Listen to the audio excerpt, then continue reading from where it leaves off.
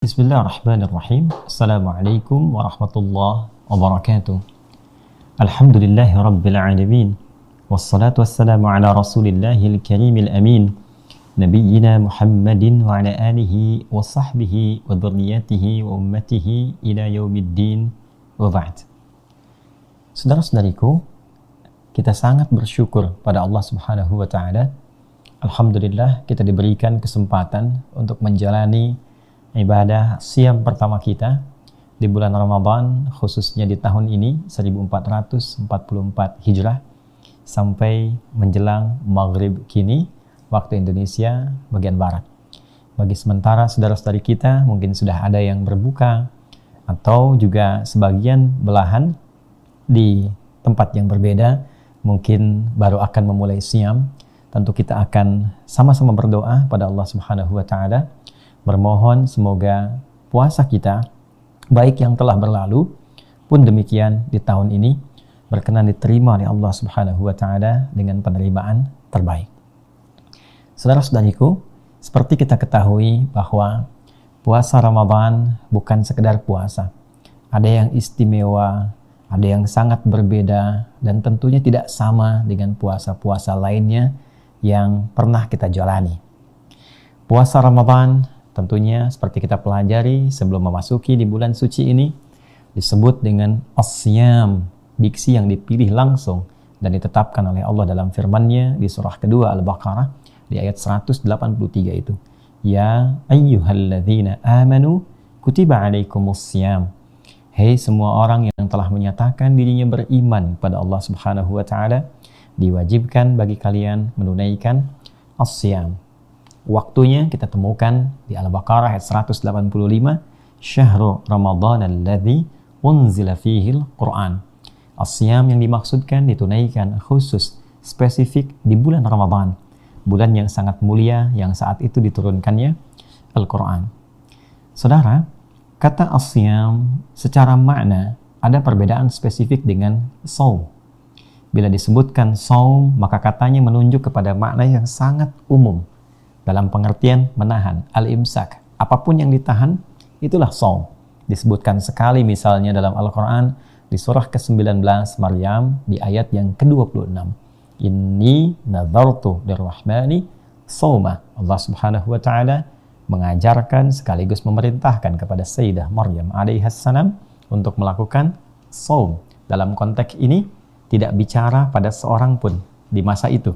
Falan ukallimal yauma insiya, ketika beliau dituduh dengan tuduhan yang tidak pantas, padahal tidak pernah disentuh oleh laki-laki manapun, bisa mengandung, melahirkan dengan izin Allah, dengan kuasa Allah, dengan hikmah tertentu, maka ketika melahirkan itu Allah perintahkan, cukup nanti bayinya yang mengklarifikasi tentang mukjizat yang ia dapati dan tugas yang Allah berikan kepadanya, sehingga dengan pernyataan itu bisa membebaskan ibunya dari tuduhan. Karena itu, ibunya bahkan diperintahkan untuk tetap makan, tetap minum. Silahkan makan senyamannya, silahkan minum sampai dengan hilang dahaga itu, tapi shaum dari bicara. Makan masih boleh, minum masih boleh, tapi bicara tahan. Jadi kata shaum masih menunjuk pada makna yang umum. Ada bebas pilihan yang bisa kemudian didapatkan, yang bisa ditempuh. Tapi ketika katanya berubah menjadi as-siyam, 9 kali lafaz ini disebutkan dalam Al-Quran, dan maknanya akan berubah tentu dari yang umum menjadi yang lebih spesifik, yang terprogram, punya ketentuannya, punya aturannya yang tidak sama dengan pilihan-pilihan secara general. Apalagi ketika kata ini menggunakan alif lam. As-siyam, alif lamnya memberikan kesan yang khusus, spesifik. Kutiba alaikumus-siyam, ada alif lamnya, menunjukkan bahwa secara waktu bukan puasa biasa. Secara ketentuan tidak sama dengan yang biasa. Secara keistimewaan sangat berbeda dari yang biasa. Karena itulah semenjak hari pertama ini, dari tadi kita memulai shaum kita, diniatkan dengan cara yang baik, kemudian kita arahkan kepada siam konteksnya, terprogram dengan baik. Dimulai dari fajar sampai dengan sebentar lagi kita berbuka waktu Indonesia bagian barat, ya, sampai di waktu maghrib. Maka tentunya ketika disebutkan as-siyam, waktunya teratur. Kapan dimulai, kapan diakhiri. Yang kedua, programnya diatur. Sehingga dengan program ini ada capaian-capaian yang teratur, tujuan pokoknya. Di hari pertama ini, kita akan menegaskan kembali tentang satu ukuran yang Nabi SAW pernah sampaikan dalam standar hadis beliau tercantum di Al-Bukhari, baik di nomor hadis 38 pun nomor hadis 1910.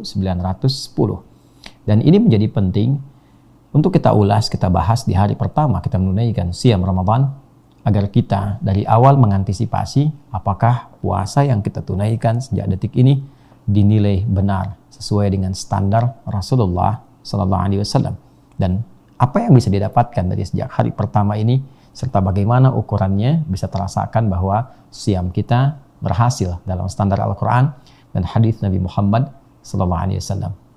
Kembali kepada hadis yang dimaksudkan dalam Al-Bukhari, seperti yang kami tadi sampaikan, baik di nomor hadis ke-38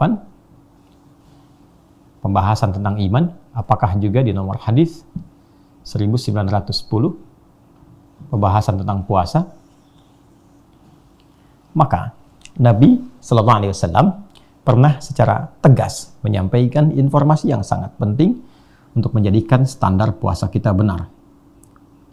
Haddatsana qala Rasulullah SAW, Rasulullah SAW bersabda, man shama Ramadana. Ini saya kotaki, imanan wahtisaban ghufira lahu ma taqaddama min dhanbi. Teman-teman, man shama, siapapun secara personal, mau laki-laki, mau perempuan, besar, kecil, tua, muda, status sosial apapun yang dijalani dalam kehidupan di dunia ini, sepanjang ia memenuhi kualifikasi untuk menunaikan ibadah puasa, sudah balik, berislam, dan turunan-turunan yang lainnya. Siapapun ia, shoma, yang menunaikan puasa Ramadhan, khusus di bulan Ramadan, bukan yang lain. Ingat ya, ini hari pertama. Jadi penting untuk kita mengetahui dan kembali melihat hadis ini dengan baik supaya hari-hari puasa berikutnya bisa kita kemudian lengkapi, bisa kita acukan kembali pada standar ini sehingga tidak sia-sia Allah berikan kesempatan dalam setiap rangkaian hari puasa. Dia tunaikan puasa Ramadan imanan, ini standarnya. Bukan puasa biasa. Bukan karena orang lain puasa, dia ikut puasa. Bukan karena dia menginginkan dengan puasa itu mendapatkan penilaian dari orang lain, mendapatkan penilaian dari institusinya, dan seterusnya. Yang diharapkan dari itu semua, imanan dia lakukan karena imannya kepada Allah Subhanahu wa Ta'ala. Pernah saya tegaskan di episode sebelum kita memasuki bulan Ramadan bahwa kata iman ini identik dengan amalan hati, yaitu niat. Di hadis lain Al-Bukhari, nomor hadis yang pertama, kitab Bad'ul Wahyi, Nabi SAW menyampaikan, diriwayatkan dari Umar bin Khattab radhiyallahu ta'ala anhu, dari Nabi SAW bersabda, innamal a'malu binniyat wa innama likulli imri'in ma nawa.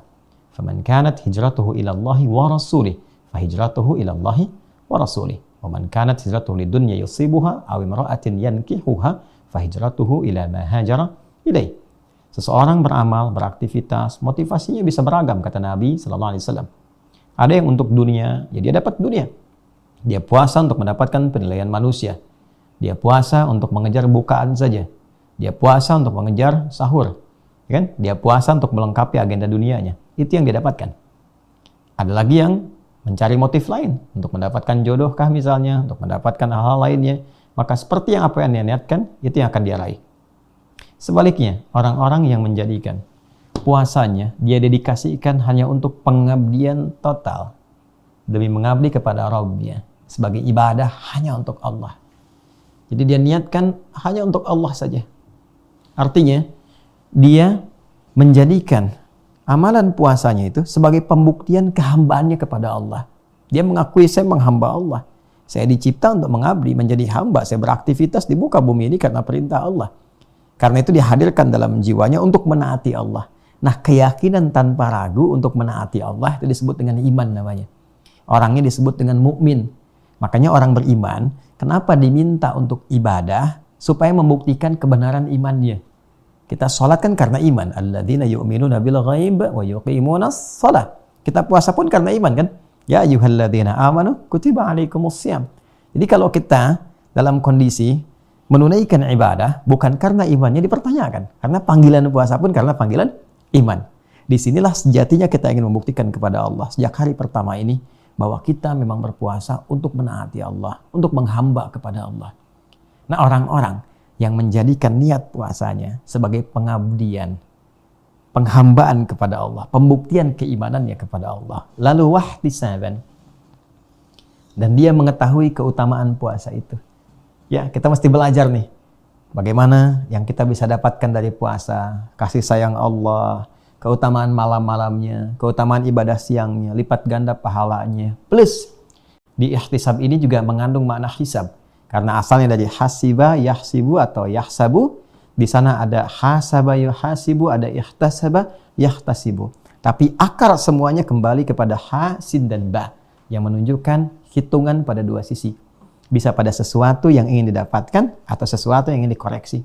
Saat yang bersamaan dia puasa, dia mengoreksi dirinya untuk menjadi lebih baik. Kita mulai fajar, kita berpuasa, bahkan malamnya tarawih kan, kita merenungkan sesuatu apa yang harus diperbaiki dari ujung kepala sampai ujung kaki. Alhamdulillah bikin program. Hari pertama ini saya pengen koreksi di pandangan saya. Maka di hari pertama jaga bagaimana cara memandang yang baik. Apa yang harus dipandang, apa yang tak boleh dipandang. Kita koreksi selama ini mungkin melihat sesuatu yang tidak baik. Kita istighfari. Minta ampun sama Allah. Sekarang pengen lebih taat kepada Allah. Sehingga iman itu dibuktikan lewat ketaatan, tunaikan puasa, jaga pandangan. Ini praktek pertamanya. Ya kan? Lalu setelah itu pandangan ini nanti akan terjadi perbedaan. Ya, dia akan dibimbing oleh imannya sehingga dia hanya memandang apa yang ditaati oleh dirinya sesuai petunjuk Allah Subhanahu wa taala. Karena itulah nanti terjadi transformasi pandangan. Sebelum dipandang, turunlah sifat imannya. Itu yang dimaksud di surah Cahaya, surah ke-24, ayat 30 untuk laki-laki. Qul lil mu'minina yaghuddu min absarihim. Ayat 31 untuk perempuan. Wa qul lil mu'minati yaghuddna min absarihinna. Sebelum dipandang, kata Allah, imanmu akan membimbing pandanganmu. Ini yang harus dilihat. Kalau nggak baik dilihat, maka akan dipalingkan. Karena itu mata orang beriman nggak akan melihat yang sembarangan. Ya, kalau dia lemah iman atau padam iman atau nggak beriman sama sekali, maka semua bebas dipandang. Ya, ukurannya yang pengen dipandang saja, nanti bikin aturan masing-masing. Apakah ini statusnya yang penting dianggap wajar, yang penting terhormat, yang penting macam-macam, dan statusnya bisa relatif. Terhormat di tempat A, belum tentu di tempat B. Ya kan? Nah, karena itulah kemudian iman memberikan standar robbani yang paling jelas, yang paling elok, yang paling nyata. Ini yang baik, lihat. Yang tak baik, palingkan dulu. Demi kebaikan jiwamu, demi kesehatan mentalmu. Ya kan? Nah, itulah faidah dari sini. Jadi hari pertama kita harus bikin target. Sekarang mata, besok misalnya ke telinga. Kalau mata belum lulus, besok latihan lagi. Ya kan? Nanti telinga, kemudian turun ke lisan. Ya, terus ke tangan, jari jemari, sampai ke ujung kaki. Sehingga selesai Ramadan, teman-teman sekalian, tuntas. Maka kita akan bertransformasi dari pribadi yang tadinya punya kebiasaan A, beralih dievaluasi menjadi pribadi yang lebih baik setelah itu. Dari ujung kepala sampai ujung kaki. Itulah hakikat dari kita menunaikan puasa. Kalau bisa dilakukan semuanya ini, maka sejak hari pertama Nabi SAW memberikan satu apresiasi tinggi yang tentunya atas dasar petunjuk dari Allah Subhanahu wa taala. Perhatikan kalimatnya. Ghufira lahu ma taqaddama min dzambi. Maka seluruh ini ma itu kan kalau dia disebutkan demikian maka ini menunjuk sifat umum. Sepanjang tidak ditakhsis, dikhususkan, maka maknanya general.